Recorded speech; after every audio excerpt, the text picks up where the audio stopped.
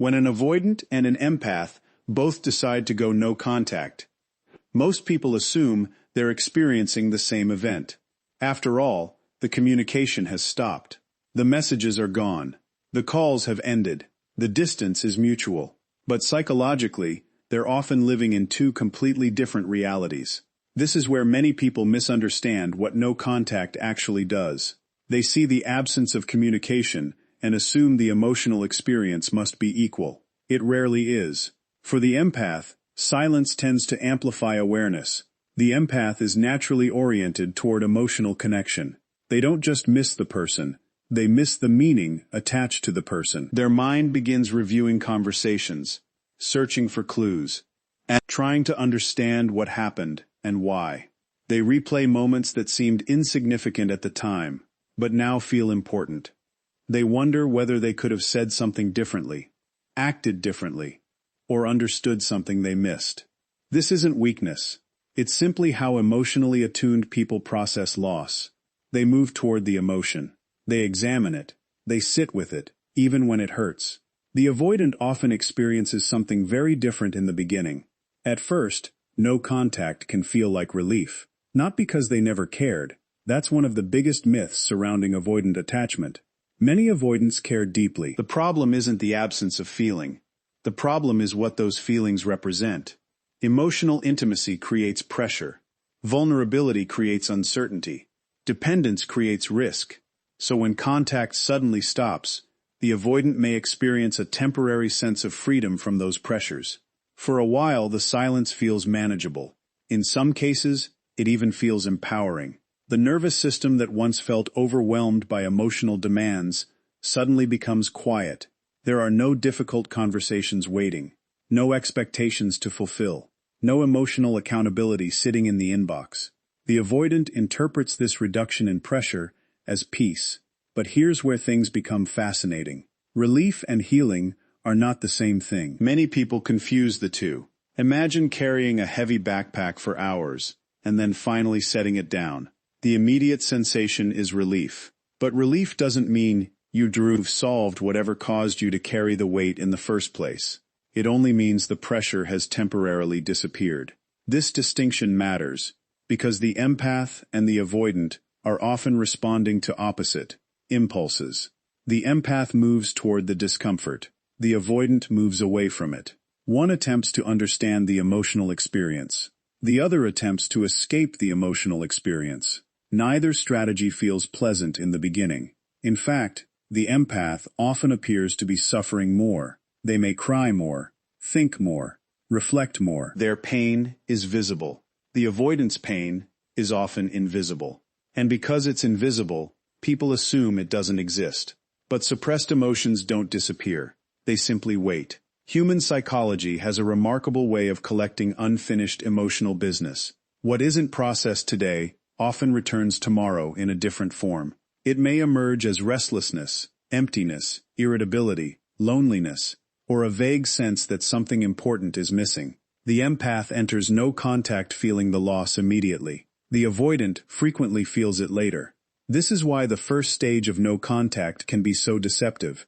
If you looked only at external behavior, you might conclude that the avoidant is thriving while the empath is struggling. But external behavior rarely tells the entire story. People reveal what they feel. They also reveal what they avoid feeling. The silence becomes a mirror. For the empath, it reflects attachment, longing, and the need for understanding. For the avoidant, it reflects the relationship they have with vulnerability itself. And that's the deeper lesson, hidden beneath no contact. The separation is not merely exposing the relationship between two people. It's exposing the relationship each person has with themselves. Because eventually, every distraction loses its power. Every explanation runs out. Every escape reaches its limit. And when that happens, the only thing left is the truth. The silence doesn't change people. It reveals them. As the silence continues, something interesting begins to happen. The initial shock starts to fade, and both people move into the next phase of the no-contact experience. This is the phase where the differences between the empath and the avoidant become even more pronounced. Not because one person cares more than the other, but because they process emotional pain in fundamentally different ways.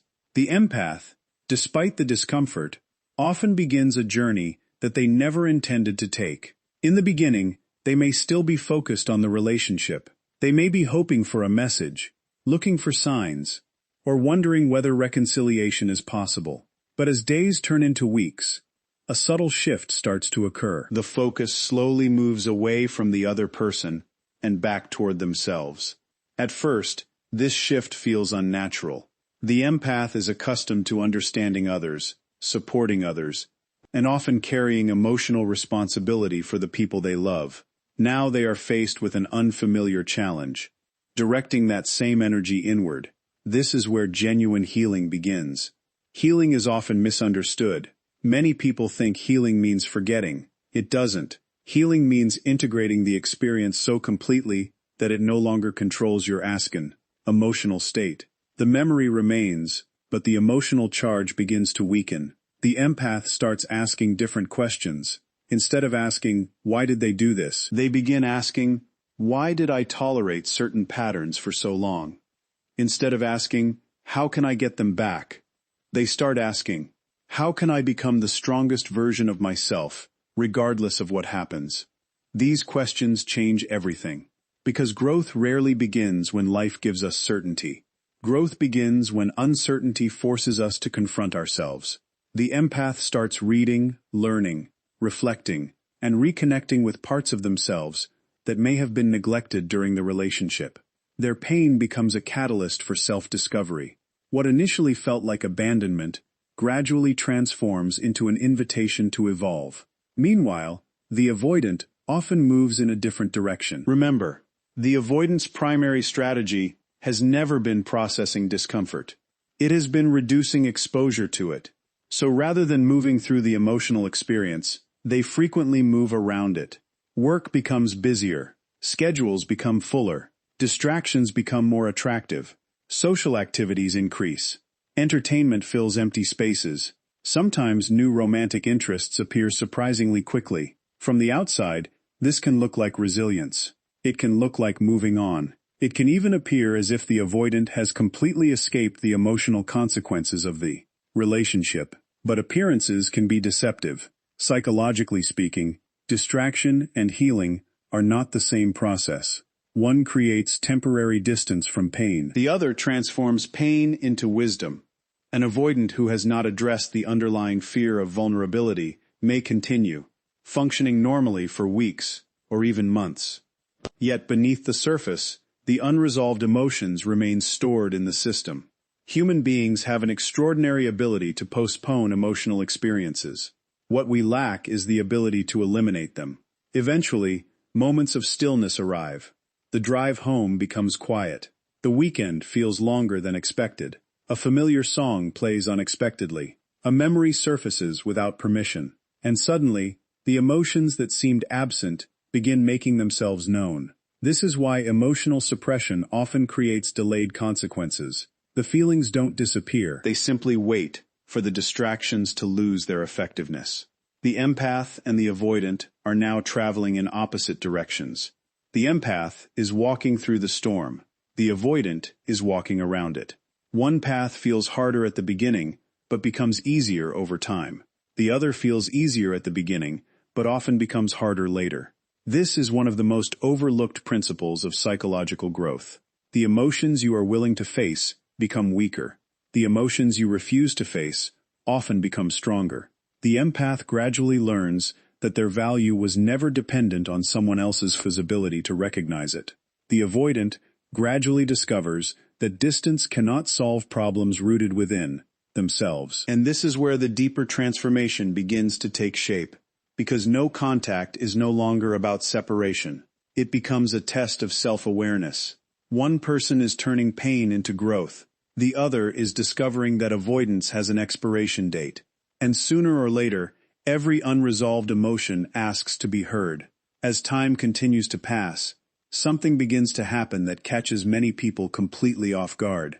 It's a shift so subtle that neither person notices it immediately. There is no dramatic moment, no sudden revelation, no announcement that the emotional landscape has changed. Yet beneath the surface, The psychological balance between the empath and the avoidant is quietly reversing. This is the stage where the long-term consequences of each person's coping strategy begin to reveal themselves. The empath, who initially experienced the full weight of the loss, has spent weeks or months confronting difficult emotions.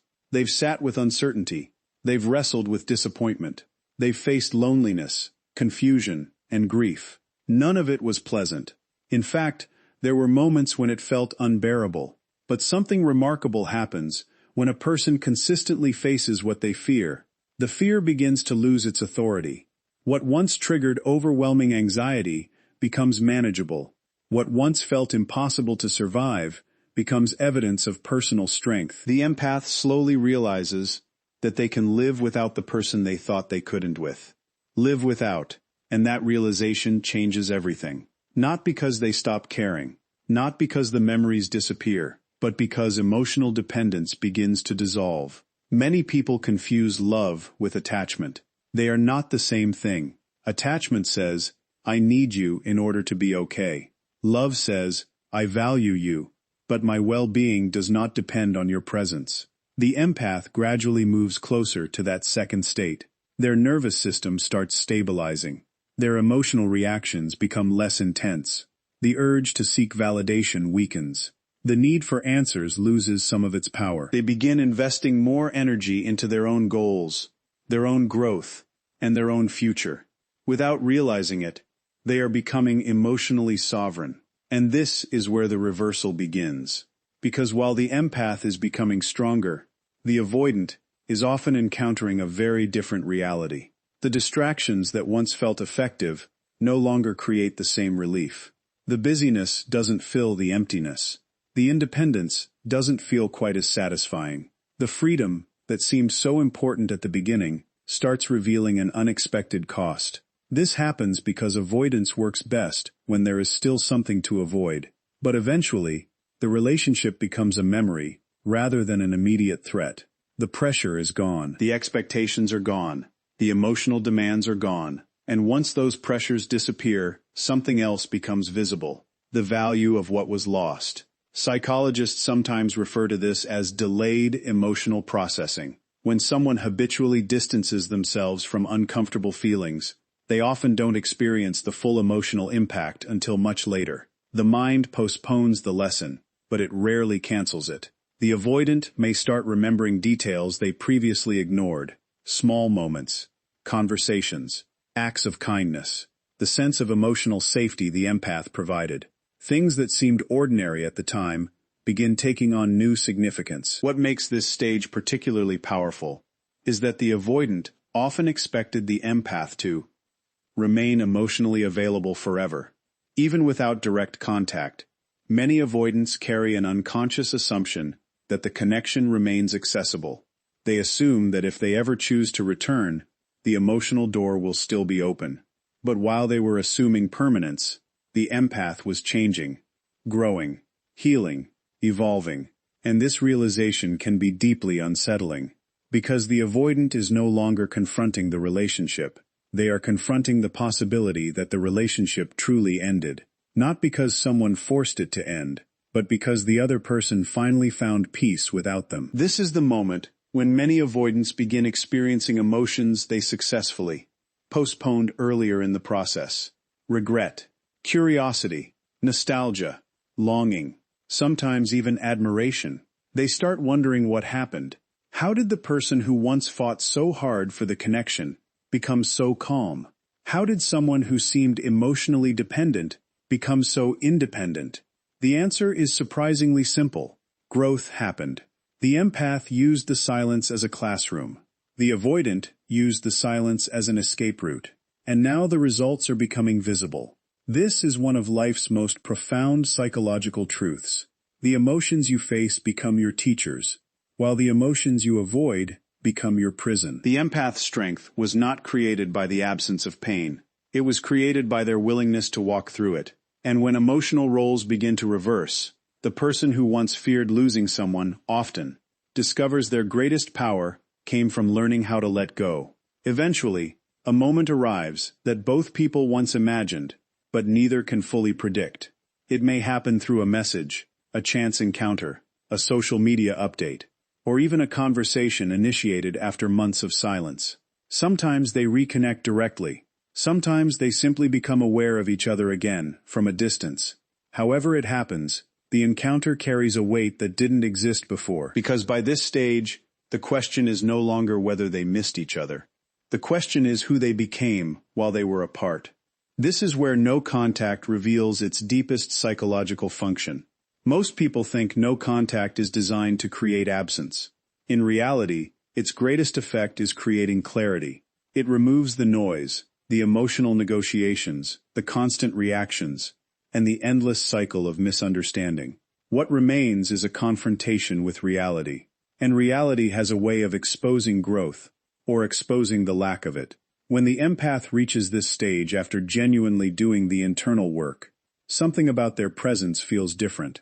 Not louder, not colder, not more aggressive, simply different. There is a calmness that wasn't there before, a grounded quality, a sense that they are no longer trying to convince anyone of their worth.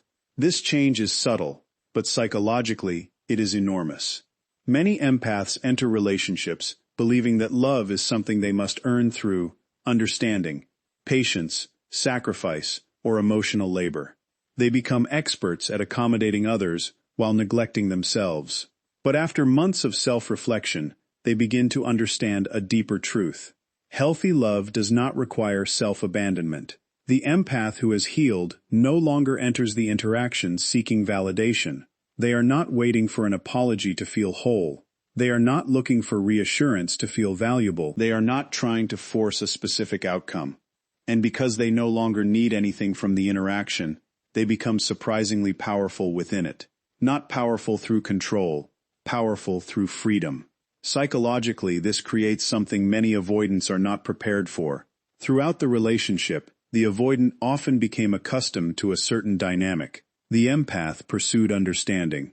The empath initiated difficult conversations. The empath fought for connection. The empath remained emotionally available despite repeated disappointments. That version of the empath was familiar. This version is not. Now the avoidant is encountering someone who has learned how to stand comfortably in their own emotional independence. And suddenly, the assumptions that once felt certain begin to collapse. Because many avoidants unconsciously expect emotional access to remain available indefinitely. Not necessarily because they are manipulative, but because the pattern has always reinforced that expectation. The empath stayed. The empath waited. The empath understood, until they didn't. And that realization can be profoundly disorienting. For the first time, the avoidant may fully grasp the consequences of their choices. Not intellectually, emotionally. There is a difference. Intellectual understanding says, I know what happened. Emotional understanding says, I finally feel what happened. And feeling it changes everything. Some avoidants respond to this realization by attempting to reconnect. Others become more reflective. Some retreat again, because vulnerability still feels threatening. The response varies from person to person, but the deeper point remains the same. The reunion is not the transformation. The transformation already happened during the separation. What they are witnessing now is simply the result. This is why reconciliation, when it occurs, can only succeed if both people have evolved beyond the patterns that created the distance in the first place. Otherwise, they are not starting a new relationship. They are restarting an old cycle. And old cycles have a remarkable tendency to produce old outcomes. Real change requires more than missing someone. It requires self-awareness. It requires accountability. It requires the courage to examine the beliefs and behaviors that kept genuine intimacy out of reach. Without those changes, even the strongest feelings eventually collide with the same unresolved problems. The most important lesson here is that no contact was never really about getting another person back. It was about getting yourself back. The empath discovers their strength. The avoidant confronts their truth. And both are given an opportunity that relationships rarely provide while they are still together. The opportunity to see themselves clearly. Because in the end, the silence was never the punishment. The silence was the teacher. And the people who emerge strongest are not the ones who waited for someone else to change. They are the ones who used the silence to become someone they could finally be proud of.